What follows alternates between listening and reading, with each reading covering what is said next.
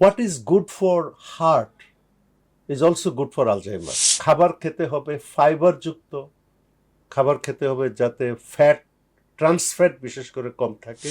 অনেকে বলে যে অলিভ অয়েল ভালো ইত্যাদি ইত্যাদি, বাট যেই তেলটাই আপনি ব্যবহার করবেন সেটা যেন লো হিটে অনেকক্ষণ ধরে রান্না করা হয়। হার্টের যত্নের জন্য যেটা দরকার যে আপনার কার্ডিওভাস্কুলার এক্সারসাইজ করবেন, এমন খাবার খাবো না যাতে কোলেস্টেরল বেড়ে যায়। আপনি একবার দুইবার ইন্ডালজেন্সে যেতে পারেন, অকেশনাল, কিন্তু that should not be your practice or habit.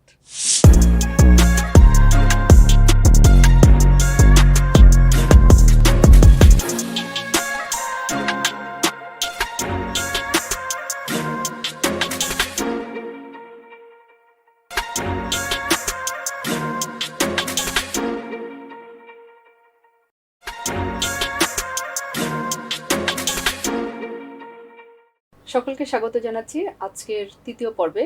Alzheimer's বা ডেমেনশিয়া এমন একটি রোগ যা খুব ধীর গতিতে আসে, কিন্তু যখন আসে তখন পরিবারগুলোকে প্রায় নিঃশেষ করে ফেলে। আলজাইমার্স বা ডেমেনশিয়া প্রতিরোধে আমরা কিভাবে আমাদের লাইফস্টাইল মডিফিকেশন করতে পারি এবং এই প্রতিরোধে ব্যক্তিগতভাবে কোন কোন উদ্যোগগুলো গ্রহণ করতে পারি তা নিয়ে আজকের আমাদের সর্বশেষ পর্বটি হবে। আমাদের অতিথি আছেন মেজর জেনারেল জীবন কানাই দাস। আমরা সরাসরি চলে যাব স্যারের কাছে ব্যক্তিগত উদ্যোগগুলো জানার জন্য। ধন্যবাদ। আমি আবারও আমার প্রীত হওয়ার বিষয়টা উল্লেখ করছি এবং এই বিষয়টা যে যথাযথ গুরুত্ব পাচ্ছে আপনার বিবেচনায়, সেজন্য আপনাকে, আপনার মাধ্যমে দর্শক শ্রোতাকেও আমি ধন্যবাদ জ্ঞাপন করছি। অনেক ধন্যবাদ স্যার। আমরাও খুবই ফরচুনেট, আপনার এই যে এক্সপিরিয়েন্সটা এটাকে আমরা ডকুমেন্টেড করতে পারছি। এটা হয়তো কোনো সময় কোনোভাবে সরকারকে সহযোগিতা করবে অথবা ব্যক্তিগত পর্যায়ে সহযোগিতা করবে এই রোগটি সম্পর্কে জানা এবং আইডেন্টিফিকেশন করার ক্ষেত্রে। স্যার, শুরুতেই যেটা জানতে চাই, আজকের পর্বটি আসলে আমরা একদম ব্যক্তিগত উদ্যোগগুলো দিয়েই আপনার যে অভিজ্ঞতা, আপনার যে লেখাপড়া, এটা দিয়েই শেষ করব। প্রথমেই জানতে চাই ব্যক্তিগতভাবে আমরা কোন কোন পদক্ষেপগুলো নিতে পারি যেটা আমাদের ডিমেনশিয়া প্রতিরোধে, এবং এটা কখন থেকে শুরু করা দরকার। প্রথম কথাটাই হলো যে ডিমেনশিয়া যে কোনো ব্যক্তির হতে পারে। সেই সাথে আরেকটা কথা এসে যায় যে সকল ব্যক্তির ডিমেনশিয়া হয় না। তৃতীয় কথাটা হলো যে যে কোনো ভালো কাজ করার সময় এখনই। তো আমি মনে করি ডিমেনশিয়া সংক্রান্ত যে উদ্যোগ, এটা নিয়ে ভাবা, এটা নিয়ে কাজ করা, এখনই এটা শুরু করা যেতে পারে। ব্যক্তি পর্যায়ে যদি আমরা আলোচনা করি যে ডিমেনশিয়া যাতে আমার না হয়, তাহলে আমি তার জন্য কি কি জিনিস আমার করা উচিত। আমরা সাধারণত ব্যক্তি পর্যায়ে 5-6টা জিনিস আমরা মূল যে বিষয় আছে তার বিষয়ে আমরা অবতারণা করে থাকি। প্রথম কথাটা হলো what is good for heart is also good for Alzheimer's. অর্থাৎ আপনার হার্টকে ভালো রাখার জন্য যা যা আপনি করে থাকেন, পরোক্ষভাবে কিন্তু আপনার আলজাইমার্স বা ডিমেনশিয়ার জন্য সেটা কাজে লাগে। আমি আগে প্রত্যেকটা বলে যাই, তারপরে ব্যাখ্যা করতে থাকবো। দ্বিতীয়টা আমরা বলে থাকি যে লিড অ্যান অ্যাক্টিভ লাইফ। 3 নম্বর হলো বি সোশ্যালি অ্যাক্টিভ। 4 নম্বর হলো চ্যালেঞ্জ ইউর ব্রেইন। 5 নম্বর হলো যে কোনো ধরনের ব্রেইন অ্যাক্সিডেন্ট, ইনজিউরি যাতে না হয়। এছাড়াও আরও ছোট ছোট অনেক পদক্ষেপ আছে। সবচেয়ে বড় কথা হলো এই যে আমি একটা বই জোগাড় করেছি, 100 simple things you can do to prevent Alzheimer's. 100টা জিনিসের কথা এতে বলা আছে। প্রথমে যদি বলি আমরা আমাদের হার্ট ভালো রাখার জন্য 2টা বিষয়, একটা হলো আমার খাওয়া দাওয়া, আর একটা বিষয় হলো আমার কর্মকাণ্ড, অ্যাক্টিভিটি। হার্ট খাবার যেটা আমরা বলে থাকি আপনার হয়তো ভালো নাও লাগতে পারে, কারণ আমি যখনই বলবো এটা খাবেন না, এটা খাবেন ইত্যাদি ইত্যাদি, সব সময় মনে রাখবেন শুধু আলজাইমার্স না, যে কোনো রোগের থেকে আপনি যদি মুক্তি পেতে চান তাহলে আপনাকে এই সাধারণভাবে এই খাবারগুলো খেতে হবে, ফুড হ্যাবিটে দেখতে হবে।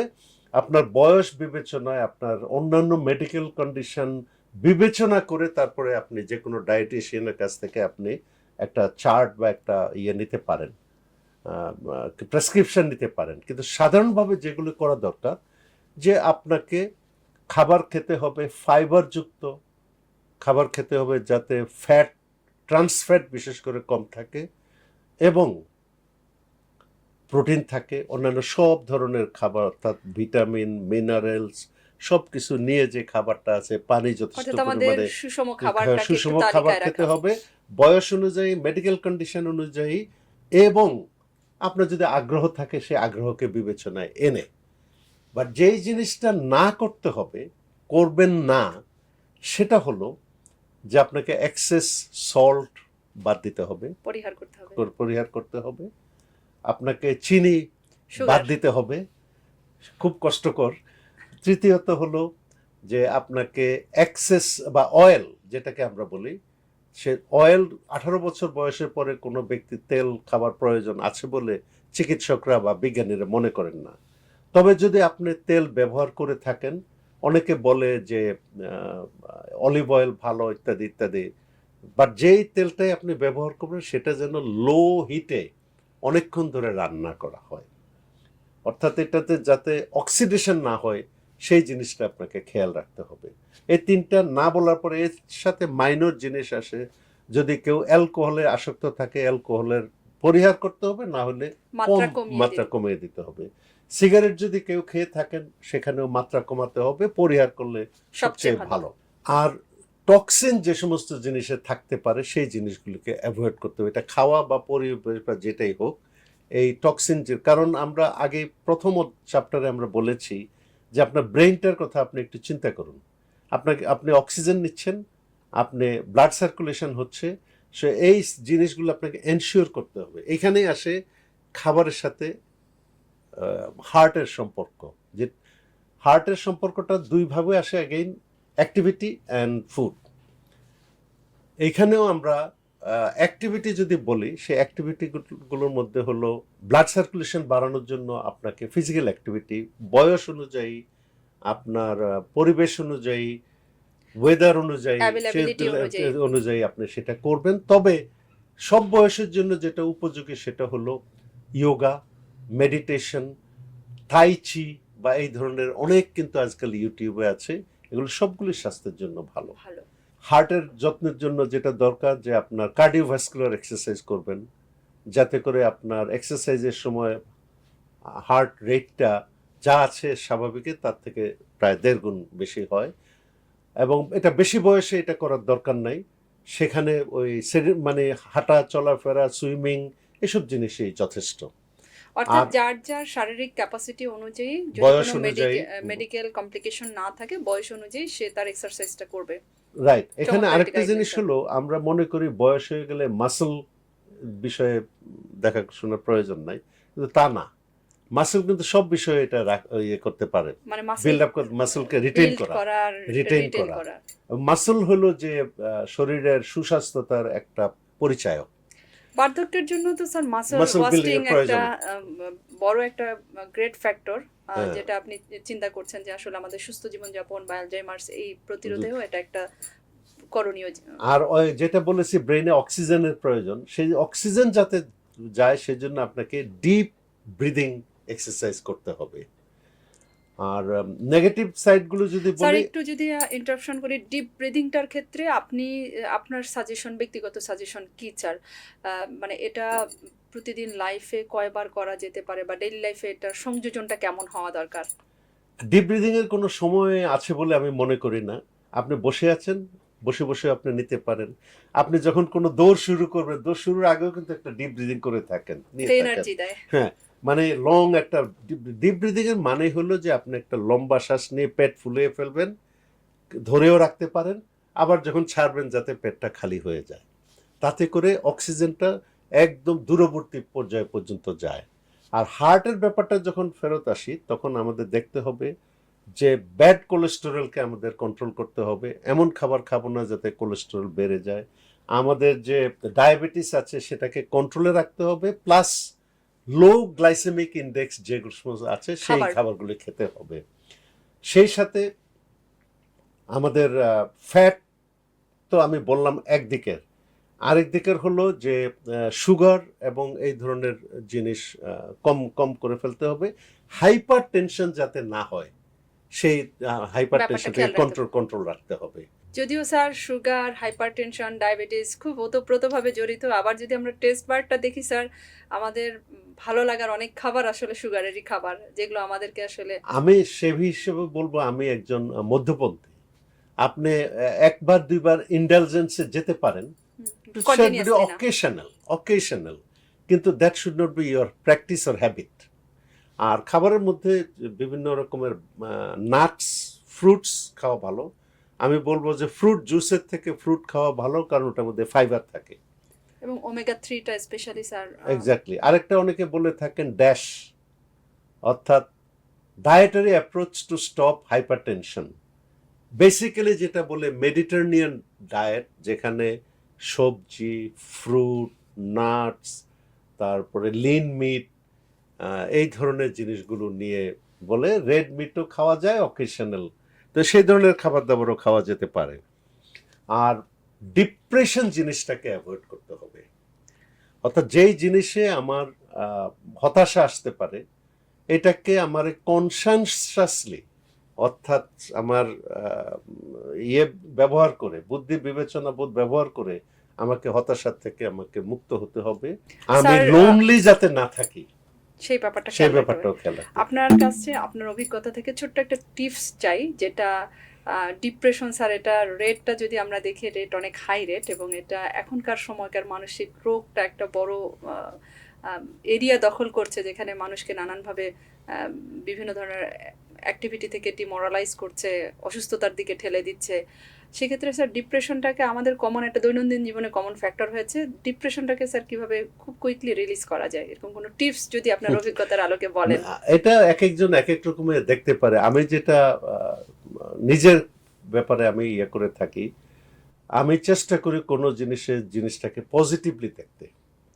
এটার মধ্যে অনেক খারাপ জিনিস থাকতে পারে, বাট ওই খারাপ জিনিসগুলোকে বিবেচনায় না রেখে এর মধ্যে ভালো কি জিনিস আছে সেটা সন্ধান করে সেই জিনিসে প্র্যাকটিস করা, এর থেকে আনন্দ নেওয়া, এর থেকে যে আনন্দটুকু আছে সেটা অন্যের মধ্যে ছড়িয়ে দেওয়া, নতুন একটা জায়গায় চলে যাওয়া, নতুন কিছু ভাবনা যুক্ত করা, সব কিছুর মধ্যে আমি মনে করি আনন্দ নিয়ে আসতে হবে, এবং মনটা যাতে প্রফুল্ল উৎফুল্ল থাকে সেই ধরনের করণীয় জিনিস এটা করতে হচ্ছে হবে। Quick suggestion. Thank you sir.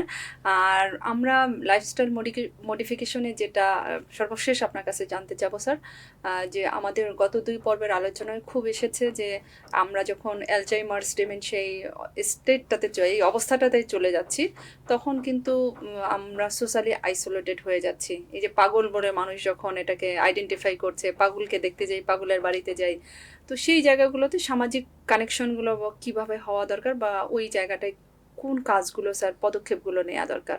আমরা যদি মানুষকে, স্রষ্টার সৃষ্টিকে যদি ভালোবাসি, তাহলে এটাতে কোনো অসুবিধা হওয়ার কথা না। একটা মানুষের বিভিন্ন রকমের অসুবিধা বা জীবনে অনেক ধরনের পরিবর্তন আসতেই পারে। আমরা যদি তার প্রতি সংবেদনশীল হই, তার প্রতি যদি আমাদের সমবেদনা থাকে, মমত্ববোধ থাকে, ভ্রাতৃত্ববোধ থাকে, তাহলে আমরা সমস্যাটা কিন্তু শুরুতেই আমরা এটাকে মিনিমাইজ করতে পারি। এখানে দেখতে হবে যে আমার তো এই ধরনের ঘটনা ঘটতে পারে, আমি তার সাথে কাজ করে, তাকে সাহায্য সহযোগিতা করে আমি আমার জীবনটাকে সমৃদ্ধ করি, এবং আমি যদি সতর্ক হই, আমি যদি এই ভাবনায় সিক্ত হই যে আমার এটা যাতে না হয়, আমার এই জিনিসগুলি করণীয়, তো সেই ভাবনাগুলো যুক্ত হলে একটা মানুষ তার সমাজে কন্ট্রিবিউট করতে পারে, পরিবারে কন্ট্রিবিউট করতে পারে, সেখানেই কিন্তু মুক্তি। সামাজিক পদক্ষেপগুলো স্যার খুব শর্ট করে যদি বলেন। পরিবারে রেখে তাকে কষ্ট না দিয়ে যদি আমরা ডিমেনশিয়া ফ্রেন্ডলি অ্যাকোমোডেশন করতে পারি, যেখানে এই ধরনের আক্রান্ত রোগীরা থাকবেন, সেখানে নিশ্চয়ই অন্যান্য সার্ভিস এবং সেবাগুলো ভালো থাকবে, সেটা করতে পারি। তাদের জন্য যারা যদি যেটাতে তারা কাজ করতে পারেন, অ্যাবিলিটি বা স্কিল থেকে থাকে, সেই স্কিলটা আমরা ব্যবহার করতে পারি যতদিন উনি দিতে পারেন। আমরা তাকে মানে অন্ধকারের মধ্যে না ঠেলে আমরা তার থেকে নিয়ে নিতে পারি, বোঝা যাতে না হয় সেজন্য দেখতে হবে। তো মোটামুটি আমি এখন এটা মানে কালেকটিভলি বলা খুব কষ্ট, ইন্ডিভিজুয়ালি যদি আমরা বিবেচনা করি, তার সীমাবদ্ধতা এবং তার যে গুণাবলী আছে সবগুলি নিয়ে আমরা এটা করতে পারি। আমি অস্ট্রেলিয়াতে দেখেছি যে একজন মহিলা এসছেন তাদের ডিমেনশিয়া ডে কেয়ার সেন্টারে। সেই মহিলা যখন লাঞ্চের পরে থ্যাঙ্কস গিভিং একটা লেকচার দিতে বলা হলো, উনি এত সুন্দর একটা লেকচার ডেলিভার করলেন, আমার মনে হয় কোনো ডিপ্লোমেটও এত সুন্দর লেকচার দেননি। উনি ডিমেনশিয়া ওনার আক্রান্ত। ডিমেনশিয়া আক্রান্ত ব্যক্তি। স্যার সবশেষ আমরা কিছু ইয়েস নো কোশ্চেন আপনার কাছে জানতে যাব, কিছু মিথ আছে, সেই মিথগুলো আসলে কতটুকু ঠিক এটা জানতে যাব। তবে তার আগে জানতে চাই স্যার, আজ থেকে কোন অভ্যাসটা এখনই নেওয়া উচিত যেটা ডিমেনশিয়া প্রতিরোধে সহায়তা করে? শেষটা যদি আমি ব্যক্তিগত যদি আমি এটা করি, আমাকে সজাগ থাকতে হবে আমার ব্রেইনের স্বাস্থ্য, ব্রেইন হেলথ নিয়ে। আমি অন্য জিনিসগুলো আমি বলেছি, আমার ব্রেইনে সাধারণত বলা হয় যে ৮৬০০ নিউরনের মধ্যে আইনস্টাইন মাত্র 4% নার্ভ সেল ব্যবহার করেছিলেন। তো উনি যদি মাত্র এতটুকু ব্যবহার করে থাকেন তাহলে পুরাটাই তো অব্যবহৃত রয়ে গেছে। তো আমাকে ব্যবহার করতে হবে যাতে আমি কর্মকাণ্ড করতে হবে যাতে আমি বেশি পরিমাণে সেল ব্যবহার করতে পারি। সেজন্য দিনের পর দিন আমাকে নতুন নতুন উদ্ভাবনী কাজের মধ্যে আমাকে মনোনিবেশ করতে হবে। দ্বিতীয়ত আমি সোশ্যালাইজ করতে হবে, সমাজে মিশতে হবে, লোনলিনেস যাতে বা ডিপ্রেশন যাতে আমাকে ধরতে না পারে। আর খাবার দাবারের কথা আমি বলেছি, ব্যায়ামের কথা আমি বলেছি, অর্থাৎ সবকিছু মিলিয়ে আমার, যেমন আমরা এমনিতেই বলি যে লেখাপড়াটা আমাদের আরেকটু বাড়াতে হবে ব্রেইনকে ইয়ে করার জন্য, চ্যালেঞ্জ করার জন্য। অনেকে সুডুকু খেলেন, ডিফিকাল্ট সিচুয়েশন, বা যেমন আমরা সামনে যেমন এআই টেকনোলজি আসতেছে, এসে গেছে, আমরা হতে পারি প্রবীণ, but I must also devote যে এর থেকে আমি কি ইয়েটা নিতে পারি, উপকারটা নিতে পারি, নেওয়া যেতে পারে। তো অর্থাৎ এর কোনো ফর্মুলা নেই, বাট আমি আমার ব্রেইনটাকে যাতে আমি বেশি ব্যবহার করতে পারি, ব্রেন সেলগুলো, সেটাই হবে আমার লক্ষ্য, অর্থাৎ ব্রেনের স্বাস্থ্য, ব্রেনের ব্যবহার। অনেক ধন্যবাদ স্যার। এবার আমরা সরাসরি চলে যাব, আমাদের ছোট ছোট কিছু প্রশ্ন আছে এবং কিছু মিথ আছে, এই মিথগুলো কতটুকু সত্য বা রিয়ালিটিটা আসলে কি এটা আমরা জানবো। স্যার প্রথমে জানতে চাই, সব ভুলে যাওয়া কি আলজাইমার্স বা ডেমেনশিয়া? না, মোটেই না। ভুলে যাওয়া একটা স্বাভাবিক প্রক্রিয়া, কিন্তু যাদের আলজাইমার্স হয় তারা যেটা ভুলে যাবেন সেটা ভুলেই যাবেন, আর ওটা আসবে না। বয়স বাড়লেই সবার ডিমেনশিয়া হবে, এটা কতটুকু সত্য? মোটেই না সত্য। আমি বলেছি যে সবার ডিমেনশিয়া হয় না, আবার বয়স সাধারণত বাড়লে ডিমেনশিয়া হওয়ার সম্ভাবনা থাকে, আবার যে কোনো বয়সে হতে পারে। ডিমেনশিয়া হলে কি ধীরে ধীরে দৈনন্দিন কাজ করা কঠিন হয়ে যায় কিনা? পর্যায়ের উপরে নির্ভর করে, তবে ডেফিনেটলি তার কর্মকাণ্ড ধীর গতি প্রাপ্ত হয় এবং অনেক অ্যাবিলিটি তার নষ্ট হয়, কিন্তু অনেক দিন উনি অনেক কাজ করে যেতে পারেন। বারবার একই প্রশ্ন করা, এটা কি ডিমেনশিয়া বা ভুলে অ্যালজাইমার্সের লক্ষণ? আংশিকভাবে সত্য, কারণ যেহেতু ওনার চিন্তা শক্তি বিস্তৃত হচ্ছে না, ওনার চিন্তা শক্তি একটা জিনিসকে কেন্দ্র করে, সেজন্য উনি একই প্রশ্ন বারবার করতে থাকেন।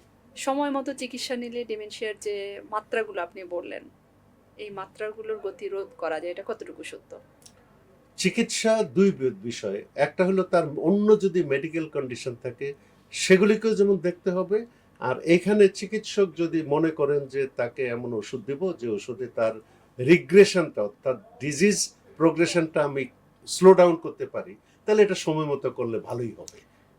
পর্যায়ে যদি তৃতীয় পর্যায়ে চলে যায় তখন আর কিছু করার থাকে না, কোনোটাই করা, অর্থাৎ প্রথম এবং সেকেন্ড পর্যায়ে আমরা ম্যানেজ করতে পারি, থার্ড পর্যায়ে যে কোনো কিছু করার সুযোগ নেই। ডিমেনশিয়া কি শুধুই স্মৃতির সমস্যা নাকি আচরণেও পরিবর্তন আসে? সামগ্রিক জিনিস, স্মৃতি একটা জিনিস, কারণ ব্রেইন আমি যেটা বলেছি সকল কর্মকাণ্ডকে এটা এফেক্ট করে। তো স্মৃতি আছে, স্বাদ আছে, গন্ধ আছে, দেখতে না পাওয়ার বা কম দেখার এই জিনিসটাও আছে, তো সার্বিক কর্মকাণ্ডটা এটা ইম্প্যাক্ট করে। পরিবারের সাপোর্ট ডিমেনশিয়া রোগীর অবস্থার উন্নতি করতে পারে, এটা কতটুকু ঠিক? অবশ্যই, কারণ পরিবার ছাড়া ওই ব্যক্তিকে বাঁচিয়ে রাখা সম্ভব না। ঘুম, খাবার ও নিয়মিত রুটিন ডিমেনশিয়া প্রতিরোধে সহায়তা করতে পারে। অবশ্যই, অনেক চিকিৎসকই বলে থাকেন যে 7-8 ঘন্টা ঘুম যাতে হয়। ঘুমের প্রয়োজনটা কেন? অর্থাৎ আমাদের সারাদিনের কর্মকাণ্ডে ব্রেনের মধ্যে যে টক্সিনগুলো জমা হয়, ভালো ঘুম হলে টক্সিন গুলো Release হয়ে রিলিজ যায়। করে দেয়। সেই জন্য আমাদের ঘুমের প্রয়োজন। আর অন্যান্য যে কথাগুলো বলেছেন সেগুলো আমাদের দৈনন্দিন কর্মকাণ্ডের প্রয়োজন। ভুলে যাওয়া মানেই পাগল হয়ে যাওয়া। মোটেই না। পাগল শব্দটা বাংলায় কোত্থেকে আসছে আমি জানি না, কিন্তু কোনো মানসিক রোগী পাগল না, সে একটা রোগী। তার একটা তার একটা অবস্থা। মেডিকেল কন্ডিশন আছে। আলঝাইমার্স বা ডিমেনশিয়া একটা medical condition relating to memory and brain. Dementia হলে আর কিছু করার নেই, এটা মিথ নাকি কিছু এটা করার আছে? মিথ। ডিমেনশিয়া আক্রান্ত ব্যক্তি অনেক কাজ করে যেতে পারেন। তাছাড়া উনি যদি নিজে কর্মকাণ্ডগুলিকে যে সমস্ত জিনিস আমরা সাজেস্ট করে থাকি, তাহলে ওনার লাইফস্টাইলও কিন্তু অনেক দিন ধরে উনি ধরে রাখতে পারবেন। আলজাইমার্স মানেই সঙ্গে সঙ্গে ভুলে যাওয়া, এটা মিথ নাকি এটার কোনো না, এটা কোনো কিছুই না। এটা মানে আসলে ভুলে যাওয়াটা একটা স্বাভাবিক জিনিস। আমি স্বাভাবিক প্রক্রিয়া? স্বাভাবিক প্রক্রিয়া। আমি যদি একজন লোককে অনেকদিন না দেখি, হঠাৎ দেখলে তাকে মনে হবে চিনি, কিন্তু নামটা মনে আসে না। এটা ভুলে যাওয়া নয়। একবার সে নামটা বললেই তখন ইয়ে করা যায়, ও রিকল আচ্ছা। করা যাচ্ছে। ওকে স্যার, আরেকটা যেটা জানতে চাই, গ্রামের মানুষের ডিমেনশিয়া হয় না, এটা শুধু শহুরে রোগ, এটা না, এটা কতটুকু? মোটেই সত্যি না, বরং গ্রামের মানুষের বেশি হয়। আমরা ওটা ডিটারমিন করতে পারি না, কারণটা হলো তাদের অনেকেরই এডুকেশন কম। আবার সাধারণভাবে বলা হচ্ছে যে ডিমেনশিয়া কম হওয়ার জন্য অ্যাটলিস্ট 12 বছরের শিক্ষা নেওয়া প্রয়োজন। গ্রামে অনেক মানুষ আছেন অশিক্ষিত। আবার সচেতনতাও আপনি বলেছেন যে যথেষ্ট এক্স্যাক্টলি। নাই। আচ্ছা। মহিলাদের ডিমেনশিয়া বেশি হয় পুরুষদের তুলনায়? হতে পারে। একটা হলো আমাদের দেশে মহিলারা সাধারণত লেখাপড়া কম করেছেন, তারা মেমোরি কম ব্যবহার করে থাকতে পারেন স্বামীর সাথে ঝগড়া করা ছাড়া। আর আরেকটা হলো যে তারা যদি বেশি বাঁচেন, তো বেশি বাঁচলে বেশি ডিমেনশিয়া বেশি হওয়ার সম্ভাবনাটা আরেকটা বেড়ে যায়। কারণ কি হতে পারে স্যার, যে আমাদের মহিলাদের অন্যান্য প্রেশারগুলো, মেন্টাল প্রেশারগুলো অনেক বেশি আমরা ক্যারি করি, সেটা কি একটা কারণ হতে পারে? কন্ট্রিবিউটরি কজ হতে পারে। ডিমেনশিয়া সোয়াচে রোগ, আমরা সাধারণত জানি স্যার ইনফেকশন জাতীয় রোগগুলোকে আমরা সোয়াচে বলি, বা ডিমেনশিয়া এরকম কিছু আছে কিনা, যে আমি আপনার ডিমেনশিয়া, আমি আপনার সংস্পর্শে দীর্ঘদিন ধরে আপনাকে সেবা দিচ্ছি, সেমটা আমার মধ্যে রেপ্লিকেট হতে পারে? না, এটা মোটেই সত্যি নয়। তবে এই সংখ্যা ছোঁয়াচে কথা যেহেতু বলা হয়েছে, আমি এখানে দুইটা জিনিস উল্লেখ করব। একটা হলো একজন ব্যক্তি যদি কোনো ধরনের ইনফেকশন থাকে, সেই ইনফেকশনটা তাকে ক্লিয়ার করতে হবে অ্যান্টিবায়োটিক খেয়ে বা যে ওষুধ অর্থাৎ ডাক্তার যিনি প্রেসক্রাইব। কেয়ারটেকার, না, কোনো ব্যক্তি, সেটা কেয়ারটেকার না, শুধু যে কোনো ব্যক্তির, সে কেয়ারটেকারও কেয়ার গিভারও হতে পারে, কিন্তু তার যদি কোনো ইনফেকশন থাকে, যাতে ইনফেকশনটা সে করে। বা ডিমেনশিয়া হ্যাঁ, সোয়াচে আর না? কোনো ব্যক্তি যাতে ইনফ্লেমেশন না হয়, এইগুলো অ্যাভয়েড করা উচিত। বাট এটা কিন্তু সাথে ডিমেনশিয়া হওয়ার কোনো মানে ব্যক্তির তাকে ছোঁয়াচে হওয়ার কোনো সম্ভাবনা নাই। ইন্ডিভিজুয়ালি তার ডিমেনশিয়া হতে পারে যদি এই মানে তার ইনফেকশন নিয়ে না করে লাইফস্টাইলে সমস্যা থাকে। ইনফ্লেমেশন যদি থাকে তাহলে হতে পারে। স্যার, ওষুধ ছাড়া ডিমেনশিয়া ম্যানেজ করা সম্ভব কিনা, বা ম্যানেজ করা যায় এরকম একটা মিথ আছে, এটা কতটুকু ঠিক? প্রথমত ওষুধ এখনো নাই, কাজে ওষুধ ছাড়াই আমরা চলছি।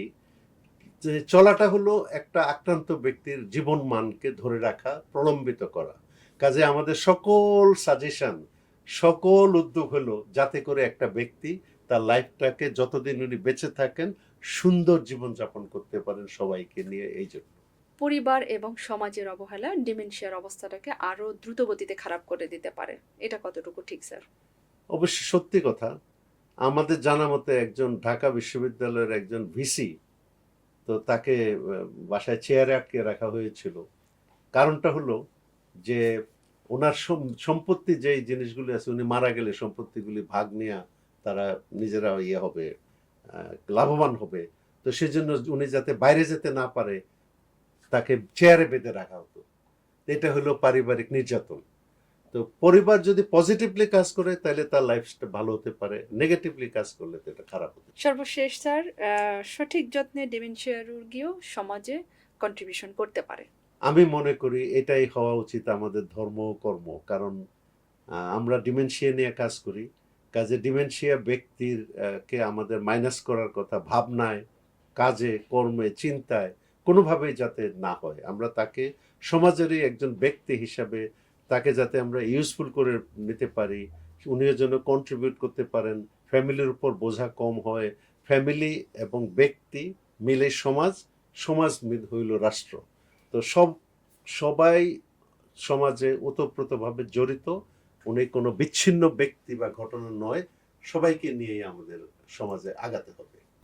অনেক ধন্যবাদ স্যার, আমাদের কন্টিনিউয়াস 3টা পর্বে আপনার সময় দেওয়ার জন্য, মূল্যবান সময় থেকে, এবং সেই সাথে আমরা আসলে কৃতজ্ঞ আপনার কাছে কাজ করতে, যে আপনি যা যা শিখেছেন সেটাকে হয়তো নিউট্রয়েন কেয়ার ক্যামেরাবন্দি করে রাখার চেষ্টা করছে। এটা আমরা বিশ্বাস করি কোনো না কোনোভাবে কখনো রাষ্ট্রীয় কাজে উপকৃত করবে, এবং অ্যাট দ্য সেম টাইম ব্যক্তিগতভাবে সামাজিকভাবে আমাদের এই আলোচনা যারা শুনছেন বা শুনবেন তাদেরকে উপকৃত করবেন। ধন্যবাদ। আমি শুধু বলবো আমাদের চোখ কান যেন সজাগ থাকে এই বিষয়ে। সবাইকে ধন্যবাদ। নিউট্রয়েন কেয়ারের এই ছোট্ট প্রচেষ্টা যদি ব্যক্তিগতভাবে এবং সামাজিকভাবে কাউকে উপকৃত করতে পারে, নিউট্রয়েন কেয়ারের সার্থকতা সেখানেই। সবাই ভালো থাকবেন, সুস্থ থাকবেন। আলজাইমার্স, ডিমেনশিয়া বা ভুলে যাওয়া এই অবস্থাগুলো থেকে কিভাবে আমরা সজাগ থাকতে পারি, প্রিভেনশন তৈরি করতে পারি, সে বিষয়ে সবাই সচেতন থাকবেন। আশা করছি আবারও নতুন কোনো পর্বে, নতুন কোনো অতিথি, নতুন কোনো সমস্যার সলিউশন নিয়ে আমরা হাজির হব আপনাদের সাথে। সে পর্যন্ত সবাই ভালো থাকবেন, সুস্থ থাকবেন, নিউট্রয়েন কেয়ারের সাথেই থাকবেন। আমি আলিফা আফরোজ আজকে বিদায় নিচ্ছি আজকের পর্ব থেকে। অনেক ধন্যবাদ।